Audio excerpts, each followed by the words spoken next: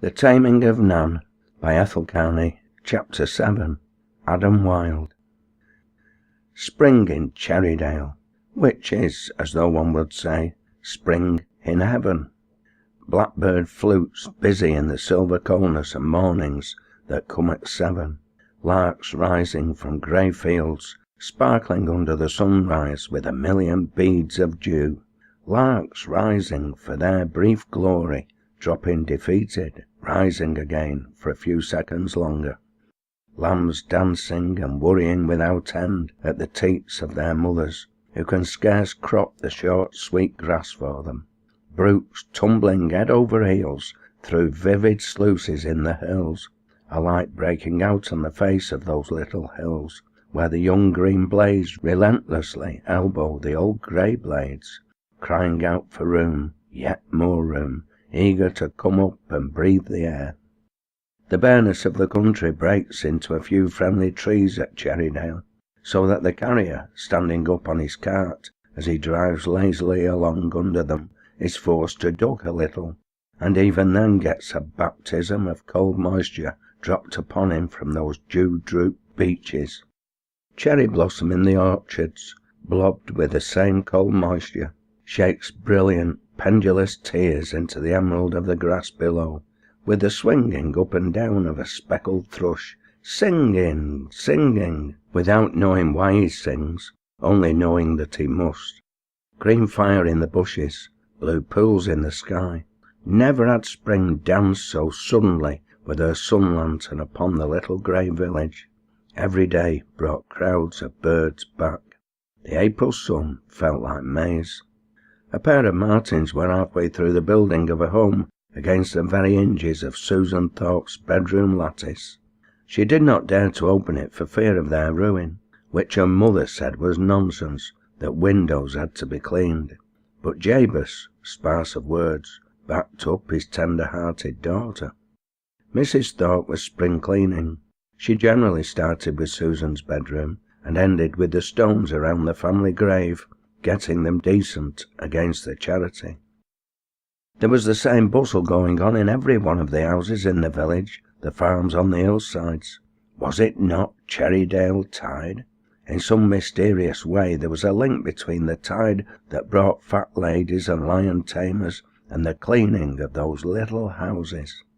Jabez Thorpe had been out 2 hours, early as it was, stopping wall gaps, repairing fences, and shouting at Ned Thorne, his labourer, who was slow of understanding.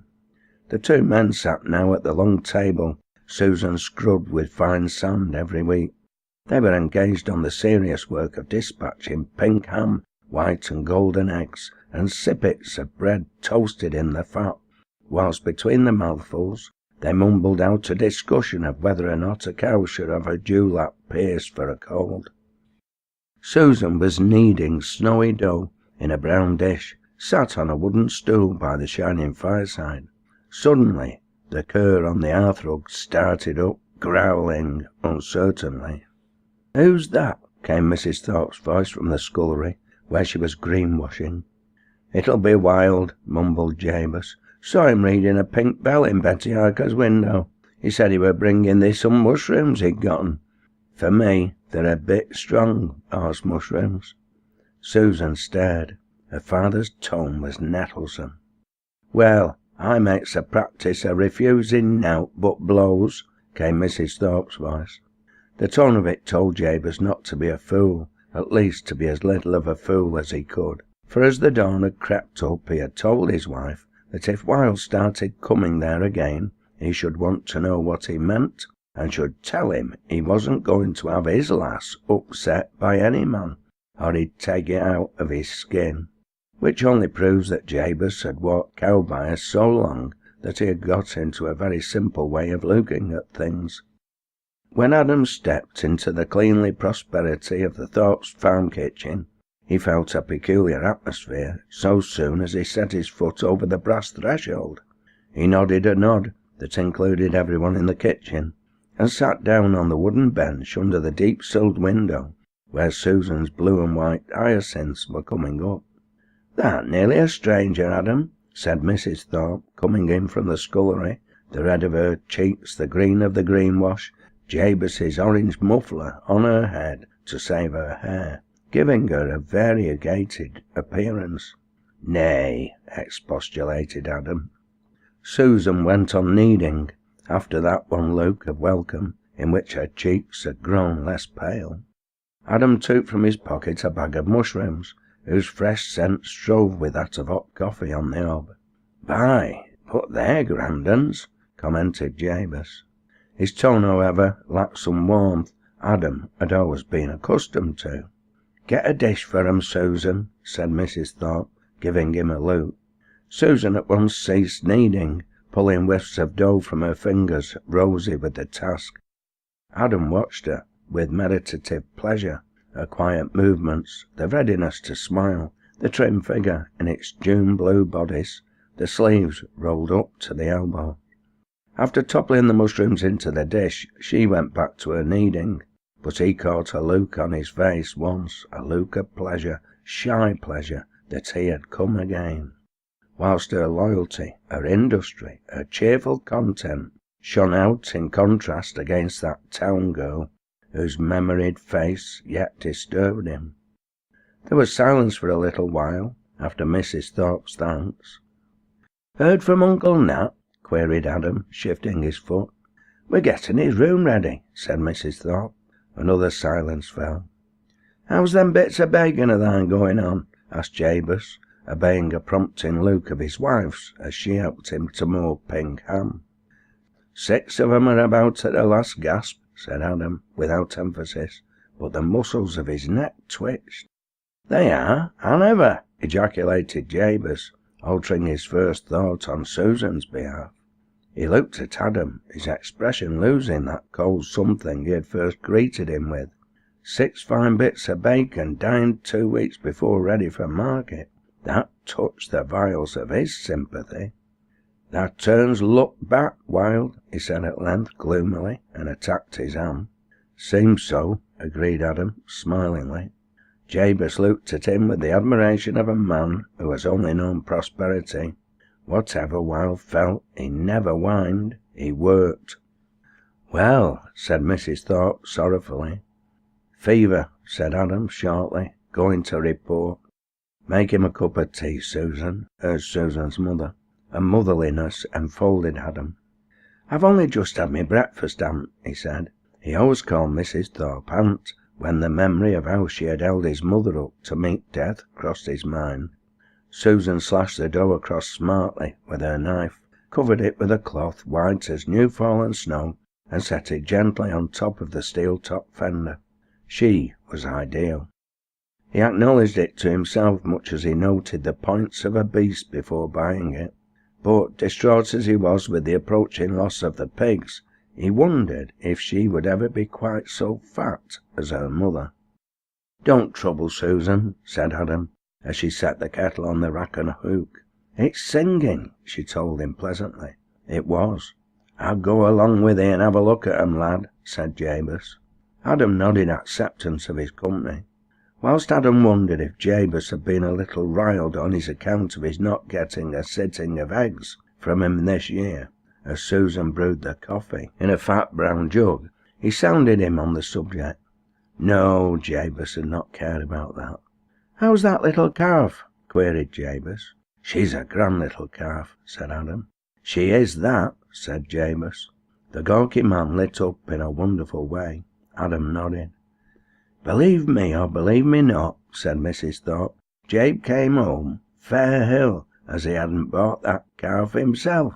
Jabez nodded to say she wasn't far out of it.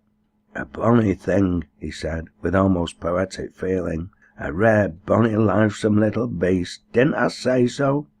The Thorpes had this comical way of asking for each other's backing on most unimportant points, whilst they ganged their ain gait on the big ones. "Tha did, Jabe," assented Mrs. Thorpe. "Aye, he did, Adam." Adam nodded to show that he did not doubt their united testimony. A burst of sun filled the kitchen, showing up its super-cleanliness. Adam laughed. "He needn't wish he'd bought her," he said. Susan Thorpe looked across at the young man with swift-leaping sympathy, at worst trouble. up at Sag Farm.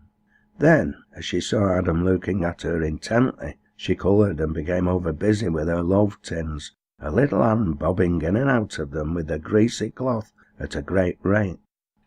"That doesn't mean to say the coffee's deeing and all," said Jabez incredulously. He had to get out of his chair and stand up in the fullness of his feelings. "Right as rain," said Adam slowly, "for all Bob and I can see. But she's dropping a cud in the bush. We opened her mouth as far as we could, but—" "Trying to look in a cow's mouth," said Jabez dryly, "is like trying to see what a woman has in her mind." "Anybody'd think to hear thee talk," began Mrs. Thorpe indignantly.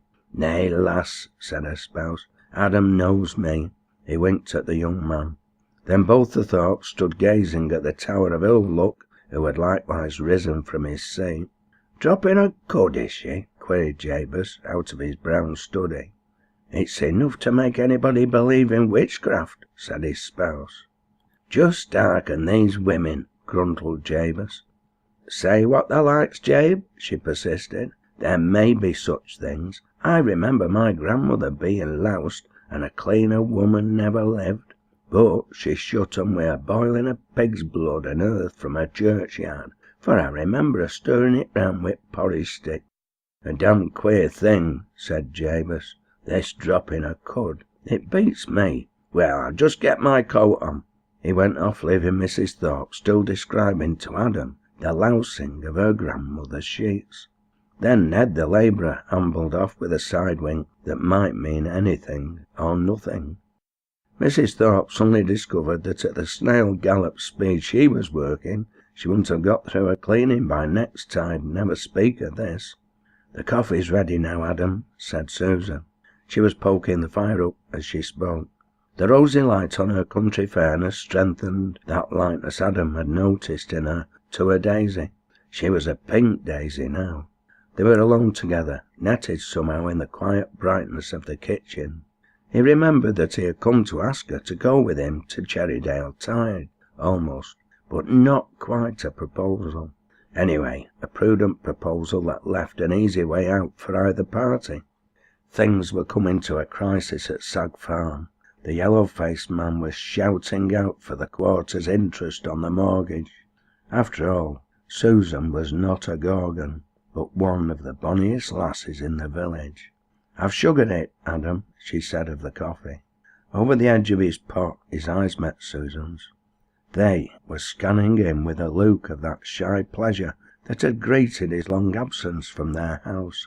He did not question any longer Uncle Nat's having spoken the whole truth when he told of Susan Thorpe being over head and ears in love with him. The tender picture of her praying for his wheat came into his memory. Susan's last loaf tin was greased and set on the oven top. She seemed at a loss for something to do, and inadvertently stepped upon the dog. He decided to plunge, even as his right hand scrumpled into a hard ball inside his pocket, that pink bill whereon was set down large as life, as Granny Harker had said, the letters of the name of the only girl who had ever made him act like a born idiot. Soprano Miss Cherry of Narrowfields. He was scrumpling it all up and knew it as he looked at Susan and finally said, "Would you like to go to the Tide, Susan?" For a moment, in the shock of the surprise, he began to think Uncle Nat had been wrong after all. Susan's eyes looked aghast at what was next door to a proposal. Then she blushed crimson and said hesitatingly, I don't know, The eyes turned on him suddenly sparkled in a way he had not thought Susan's eyes could sparkle. For one little flash they looked like another pair of girl's eyes, on account of that sparkly quiver. "Sarah and Bob are going," said Adam. For as Susan had hesitated, he had thought of that paper at home from the yellow-faced man, the date coming nearer, nearer with every dawn. Then indeed Susan's eyes lit up with that sparkle that makes the eyes of all girls look curiously alike. She drew a quick breath of delight. "Oh yes, I should love it," she said. She was red and white, and that unquiet look in her eyes made her a little un-Susanish. He set it down to the excitement of being going to the Tide with himself. and he hoped Bob would not mind going along with them, since that took the edge off Susan's shyness. "You should see Bob bring Punch out when he swings the big hammer," he said, trying to put her at her ease. She was going, she had promised. He mentally snapped his fingers at the yellow-faced man. "Mr. Wilde looks strong," said Susan in a low voice. If Adam had not been so jubilant on having got one across the yellow-faced man, he would have heard perhaps the uncertain, almost tremulous way in which Susan said the name of the brother who never crossed the Thorpe doorstep, or any other doorstep for that matter, save that big house of the moors, swept clean by the wet winds. "Strong as an ox," said Adam. Silence fell again, through which, slightly embarrassed, he fell to studying her face again. She was both shy and not shy. He couldn't quite weigh Susan up. "Well, we'll wait for you by Betty Harker's, no later than 7 Saturday," he said, finishing up his coffee. He straightened his shoulders in the peculiar way the Wildes had, as if shaking off any tendency to lean long before it made itself felt.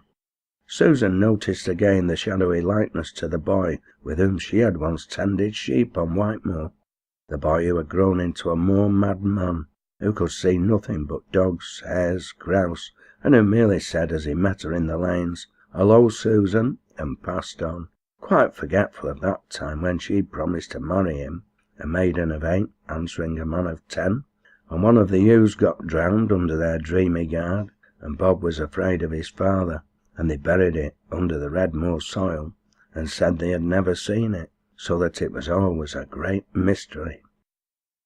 He caught the full glance of her eyes as he settled down from that shaking of himself. Whatever doubts he had had that Uncle Nat was mistaken, he had none now, whilst he could not dream that Susan was seeing herself and Bob sitting on a stone wall, promising never, never to tell what became of the old ewe, and solemnly wetting their first fingers with their tongues and drawing them across their throats, saying weirdly, "Is that wet? Is it dry?" according to the most solemn covenant of the northern child. "Ready, Adam," said Jabez from the doorway, as though he had been waiting an hour. All through this embarrassed conversation, which had endeavoured to be quite natural, they had been able to hear Jabez shouting at Ned across the space of a field, and calling him different names for fool. "Oh," said Adam, meeting Jabez's eye, "I've been asking Susan to go along with me to the tide, and she wonders if you and her mother object." "I'm with Sarah and Mr. Wilde," said Susan. Her efforts not to blush were unavailing. "Oh, that's it, is it?" said her parent. His old grin had come back. The barrier between him and Wilde was quite gone, and Adam tumbled. Jabez was thinking that perhaps the lad had allowed himself to get sensitive about his ill luck, that was the reason he had shunned the farm for some time. Had he known that this was what was driving Adam towards Susan, Susan thought was the apple of the gawky man's eye. "No," he said, standing with his back to the fire, "I've no objections. Lass, what says to—" Whereupon Mrs. Thorpe came in. "Can you spare Susan a night off to go to the tide with me and Bob and Sarah?" asked Adam. He felt that he had almost committed himself now, but he was still relieved to think that Bob going left him a creephole, if he could save Sag Farm some other way. "Lad," said Mrs. Thorpe, laying her hand on his shoulder, "we can always do without that as we can't get in this world." There the matter ended.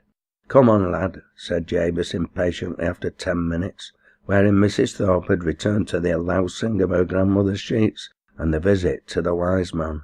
"Let's be going. These women, they'd talk till cows come up." They passed out into the fresh joy of a spring morning. Between the first field and that hill whereon stood Sag Farm, they heard half a dozen larks sing. They likewise passed near a wall or fence that had a pink bill advertising the charity upon it. This, they agreed, was Granny Harker's trumpeting of the debut of her granddaughter. At the police station, with its creeper greening over the porch door, they reported the indisposition of the pigs, and the constable said he would send the board along. Jabez stayed quite a time at Sag Farm, for so busy a man. His opinion on the pigs coincided with Adam's. Adam, aided by thought, made a strenuous endeavour to examine the calf's mouth, all to no purpose. "I should tow on wi' her a bit, Wild," advised Jabez, regarding the animal mournfully. Its evolution from a plump, frisky thing into this sad, thin animal was enough to clinch Mrs. Thorpe's saying that it might be witchcraft. They tracked her wanderings that morning by the cud she had dropped. When Jabez had gone, Adam set to work cleaning out and whitening shippons, barns, hencotes, in a very determination to beat Destiny at her own game by work. At intervals he broke off to go and survey the pigs mournfully and fret at the tardiness of the board in coming to inspect them. At dinner time he went inside the house, where Sarah was thrang spring cleaning. Old Wild was out drinking. He always went at it like a madman as the anniversary of his wife's death approached. His empty chair waited him in vain at table. Bob came in whistling, a young hare held head downwards, and Rag trying to reach it, to his amusement and Rag's quivering excitement.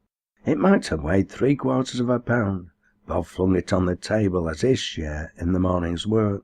He had gone out early, leaving the milking to Sarah. The joy of life inspired by the rolling glory of Whitemoor breathed out of the young man. He had silver catkins on his coat, which he flung off to the whistled tune of John Peel, sitting down to eat the great dinner Sarah had made. Sarah looked from one brother to the other in her quiet, troubled way. Bob didn't do right, but he was 6 years younger than Adam, and unlike Adam, he had not upon him the weight of 7 kingdoms. Sad Farm would be Adam's legally when old Wild died, as it was his virtually by right of work. Alike in form and feature, there was that unlikeliness about the brothers which weaves dissimilarity into faces cast in the same mould. Adam took after the mother, who would not lie down to meet death, but must be held up. He said nothing verbally, but the cloud on his brow was at length perceived by Bob. "What's the good of worrying?" he asked boyishly. "Next year at this time somebody else will be trying to find out if the water supply is wrong here, Adam. Sag Farm is as good as gone. After all, it's a sort of cowardice to go on fighting when the waves are over you. A sport will give in and laugh." Adam answered nothing. His eyes had darkened in his grim young face, but after a time in which he fought down his impatience at this inertia, he remarked shortly, "There's that bull wants ringing." They went out together. Whatever their differences, they always went out like this, good friends at heart. Sarah set in to get the pictures up, the varnishing of the old chairs done. She had barely started when her father came in. He collapsed upon the settle, sank into slumber, and Sarah went through his pockets. He had let fall strange hints lately. All that she found was what looked like washing soda crystals wrapped in paper. After smelling them, she tossed them in the fire. Suspiciously watchful as she was, she would have been horrified had she known they were poison crystals. From outside came the roaring of the bull being rung. When Bob started to work, he could work with any man.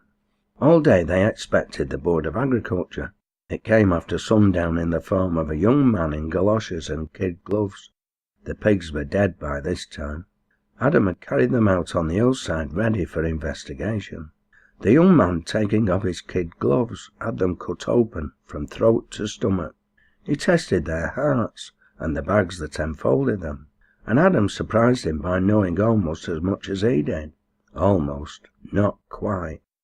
"It is a great pity you did not think to bleed them," said the young man, "for they would then have been quite fit for food. It was not fever, but an epidemic that taints the blood." Adam smiled ironically. When he went into the house, he found his father drinking whisky again in the barn-like kitchen, where the lamp and the flickering candles only served to blacken the shadows and the corners. "We'll have to bury 'em, Bob," said Adam, practically. Bob went readily enough. The sun was going down post-haste behind the hill. They had just buried the third when old Wild came out. He cried over the little pigs, stated that it ought to be him, not the pigs, they were burying, protested against their being buried without ritual, and half a noggin bottle of raw whiskey in hand, began to sing. He had been a soldier in his youth. We buried him darkly, dead at night, the sods with our bayonets turning, by the dead moonbeams glimmering light, and the lantern dimly burning, which sent Bob into hearty laughter. But Adam was too much disturbed by the loss of the pigs and about the calf he had given £20 for only a month ago, dropping its cud. He went in to read over the typewritten letter from the man whose fingers were closing round Adam's soul. Sag Farm, his grand passion. Many a man has a more ignoble one than this grand passion of Adam's, but it might be truthfully written of the young farmer that his worship of the place where his forebears had lived and toiled so long was becoming a mote in his eye. It was deadening his conscience to all else but ancestor worship, perverting all the tenderness the average human being has in him to give out to human beings into tenderness towards what, after all, was only stone, mortar, and black beans, and the soil of one particular hillside. So far had his mania seized him, so damned had become his human tenderness towards others of his kind, that he could not perceive any other reason for Susan's acceptance of his invitation to the fair than love for himself. That there was any meanness in marrying her for that pot of brass that would save Sag Farm did not occur to him any more than it occurs to a savage to worship more than one god. In short, Adam was well on the road to one form of savagery when Polly Cherry came into his ken. His Malc was Sag Farm. Sarah killing herself under his eyes without his seeing it, his bitter thoughts of his joy-loving brother, his colossal condemnation of his father, all tending to isolate him from his kind, whilst he worshipped every cobble in the old farmyard, every beast that cropped the pastures, every cloud that piled snowily against the green hill, in that lonely feline love place that has built up finished things for generations to enjoy. Flesh and blood had come to combat that spell of stick and stone, flesh and blood of the lightest-hearted flapper who ever looked sideways from under her hat. That he cremated the pink bill he had ruined whilst he asked Susan to go to the fair only shows how far the spell was working, even as he went forwards with his project of marrying Susan. He went that night to play Ludo with the Thorpes.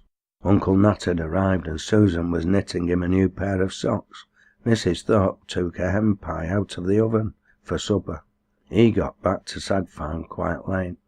As he went up the hillside he noticed that resemblance it always took in the darkness to a great head with two eyes of flame and a mouth filled with fire, too. He carried with him the memory of something altered in Susan from his seeing her earlier in the day, a new shyness coupled with something almost vivacious for her. Her laughter was a pleasant thing, whilst from the others at the farm, from Uncle Nat down to Ned the labourer, there had been a knowing sympathy. Late as it was, he went into the barn with a lantern, where they had left out one of the pigs. It was characteristic of the man that he turned even his financial loss into a mental gain. He was studying anatomy whilst the others slept, whilst the village slept. Sarah was asleep, still waiting to pour out his tea for him when he went in. He looked at her sleeping countenance. It worried him subconsciously. He shook her gently. "I'm not asleep, Adam," protested the woman, prematurely bent through struggling along with him to save Sag Farm, sleeping 6 hours, toiling like a man, almost looking like a man, save for her soft eyes. Her kinship to the blurred beauty of Polly Cherry flashed across his mind again. The rough redness of her hands annoyed him accusingly. Did she need to let her hands get like that? "Go to bed, Sarah," he said, as she sat up blinking at the clock. "I'll pour my tea out." She stared. He spoke as he might have done to a tired child. "I am a bit tired," she acknowledged, while she looked at him in undisguised wonder. She was taking her candle to go upstairs, when the ceiling shook above them. "Father's fallen out of bed," she said. Adam went leisurely upstairs. He came down a few minutes later and went to the peg that held his cup. Bob was coming downstairs too, and entered the kitchen as Adam turned round on the mat and said to Sarah, "Fetching a doctor. Old man's tried to poison himself. Don't touch him and we'll get into trouble." The door closed behind him. Bob, white as death, observed to Sarah, "Anyhow, it'll be diluted with lots of whiskey. Maybe that'll save him." Sarah nodded. The slow tears of a repressed nature stood in her eyes, drying before they could fall. "If the old man could have had a fresh start where mother hadn't died," said Bob, "I don't think it'd have gone to pieces like this. It's been torture to the poor old chap to live on here. 7 years. "Our Adam hasn't been there yet," she said, in extenuation. She referred to the ways in which the sons of men love the daughters of Eve. "It'd do him good," said Bob, who hadn't been there either, for that matter. They went up to look at their father, careful not to touch him. Sarah sat and rocked herself on the edge of the bed, making never a sound. Weak as water, yet more human, more worthy of love than the Adam who had said irritably, "We might get into trouble." "I'm going down," said the tender-hearted Bob. He was crying.